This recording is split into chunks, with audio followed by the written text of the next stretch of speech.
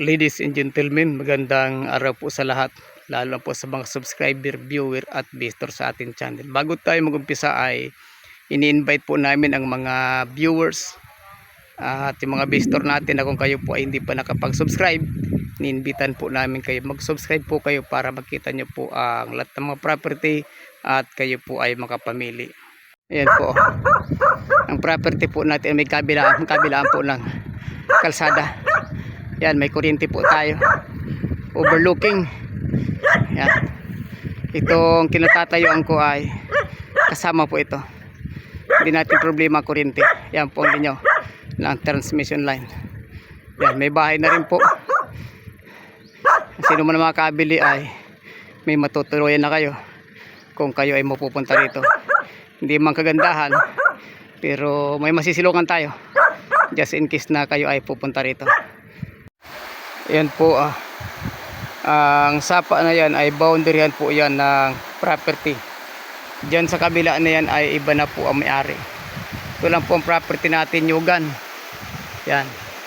At dito po ay hindi po natin problema ang inumin na tubig dahil marami pong spring water dito sa lugar na ito.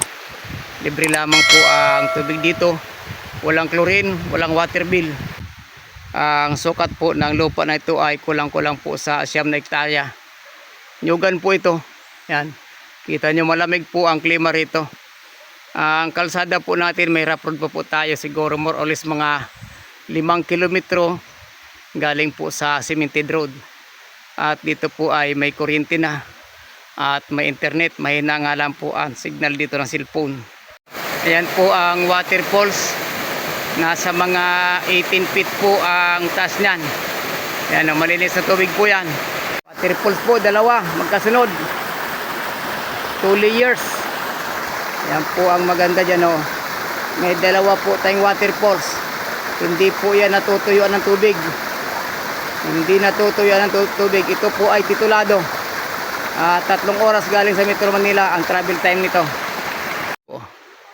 Sa portion na ito ay mabababa pa po ang nyug, mga edad mga 6 hanggang 7 taon, kalakasan mamunga.